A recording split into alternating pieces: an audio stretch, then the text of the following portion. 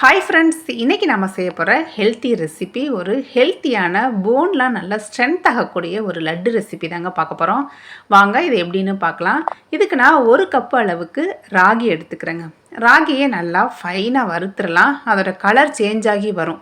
வறுக்கும் போதே நமக்கு நல்ல ஒரு வாசனை வருங்க. அந்த அளவுக்கு நாம் இதை வறுத்து எடுத்துக்கலாம். இப்போ வறுத்த ராகியை இந்த மாதிரி ஒரு பிளேட்டுக்கு மாற்றி நான் ஆற வச்சுக்கிறேன். இப்போ அதே கப்புலையே 1 கப்பு அளவுக்கு தோல் உளுந்து சேர்த்துக்கலாங்க. கண்டிப்பாக இந்த ரெசிபிக்கு தோல் உளுந்தே சேருங்க. இது கூட ஒரு 2 டேபிள் ஸ்பூன் அளவுக்கு தோல் இல்லாத உளுந்து சேர்த்துக்கிறேன். இப்படி சேர்த்து வறுக்கும்போது நமக்கு ஈஸியாக வறுபட்டுருச்சாங்கிறது தெரியும். அதனால தான் ரெண்டையும் கலந்து எடுத்துக்கிறேன். இது நல்லா இந்த அளவுக்கு செவந்து வரணுங்க.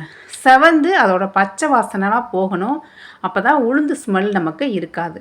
இப்போ வறுத்த உளுந்தை இந்த மாதிரி ஒரு பிளேட்டுக்கு மாற்றி ஆற வச்சிடலாம். இது நல்லா ஆறி வரட்டும். இப்போ நம்ம மெஷர் பண்ண கப்லையே ஒரு 1/2 கப் அளவுக்கு பார்லி எடுத்துக்கலாங்க.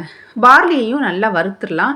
அதோட கலர் ஓரளவு சேஞ்ச் ஆகி வரணும். ரொம்ப கலர் மாறி வர வேணாம், ஓரளவுக்கு சேஞ்ச் ஆகி வரணும். அதையும் வெளியில் எடுத்து ஆற வச்சிடலாங்க.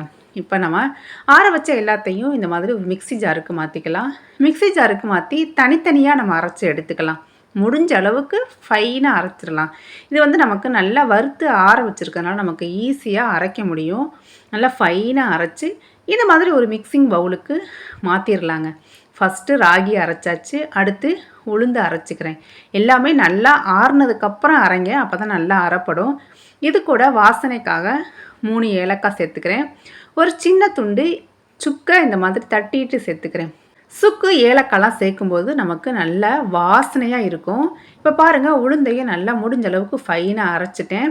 இப்போ அதே பவுல்லையே உளுந்தையும் சேர்த்துக்கலாம். இப்போ நம்ம வறுத்த பார்லியையும் சேர்த்து நல்லா அரைச்சிக்கலாங்க. எல்லாமே நமக்கு ஈஸியாகவே அரைப்பட்டு வந்துடும். ரொம்ப கஷ்டம்லாம் இல்லை அரைக்கிறது. பாருங்கள், அரைச்ச பார்லியையும் சேர்த்து இது எல்லாத்தையும் நல்லா ஒன்று சேர கலந்து விட்டுறலாங்க. நல்லா 3மே நல்லா சேர்ந்து வரணும். நமக்கு தேவைப்பட்டுச்சுன்னா இது எல்லாத்தையும் ஒரு டைம் போட்டு மிக்சியில் கூட பல்ஸ் மோடில் கூட 2 அடி அடித்து எடுத்துக்கலாம். இப்போ இது ஓரமாக இருக்கட்டும். இப்போ நம்ம மெஷர் பண்ண கப்லையே 1 கப் அளவுக்கு வெல்லம், அதே கப்புலையே 1/2 கப் அளவுக்கு தண்ணி சேர்த்துக்கலாங்க. இந்த 1 கப்பு வெல்லம் ஒரு நார்மலான இனிப்பு சுவையில் இருக்கும். உங்களுக்கு எக்ஸ்ட்ரா வேணும் அப்படின்னா ஒரு 1/4 கப்பு கூட ஆட் பண்ணிக்கலாம். இது நல்லா கலந்து இது நல்லா கரைச்சி மட்டும் எடுத்துக்கலாம். பாருங்கள், இந்த அளவுக்கு கரைச்சி இப்போ இது ஓரமாக இருக்கட்டும். இப்போ ஒரு அகலமான பேனில் ஒரு 2 ஸ்பூன் அளவுக்கு நெய் சேர்த்துக்கலாம். நெய் நல்லா உருகி வந்ததுக்கப்புறம் இது கூட ஒரு 5-6 முந்திரி, பாதாமை இந்த மாதிரி பொடி பொடியாக துருவிட்டு வச்சுருக்கேன். அதையும் இது கூட சேர்த்து நல்லா கலந்து விட்டுருலாங்க. நல்லா முந்திரி ஓரளவுக்கு நல்லா செவந்து வரட்டும்.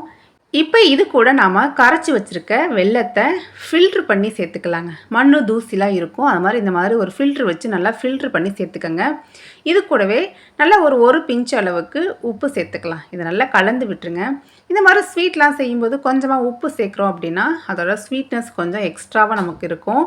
இப்போ இதை நல்லா கலந்து விட்டு லைட்டாக ஒரு கொதி சூடு வந்ததுக்கப்புறம் நாம் அரைச்சி வச்சுருக்க மாவை இந்த மாதிரி மிக்ஸ் பண்ணி வச்சுருக்க மாவை உள்ளே சேர்த்துக்கலாங்க. இந்த ஸ்டேஜில் நம்ம ஸ்டவ்வை ஆஃப் பண்ணிடலாம்.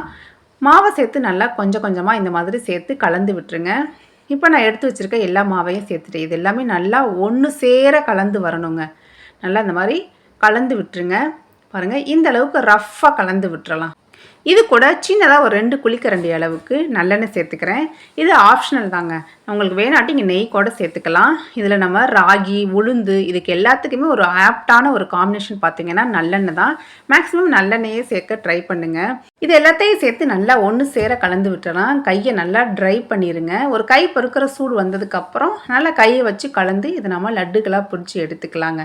பாருங்கள், ஈரமாக இருக்கக்கூடாது கை, அப்போ நமக்கு லட்டு சீக்கிரமாக கெட்டு போயிடும்.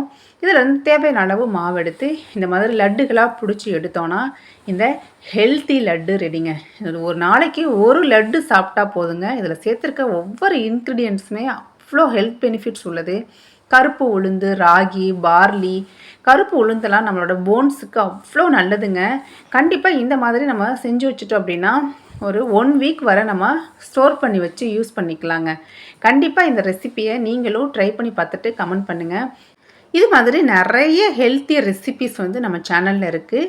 மறக்காமல் செக் பண்ணி பாருங்கள். இந்த வீடியோ யூஸ்ஃபுல்லாக இருந்தால் மறக்காமல் ஒரு லைக், ஷேர் கொடுங்க ஃப்ரெண்ட்ஸ். தேங்க்ஸ் ஃபார் வாட்சிங்.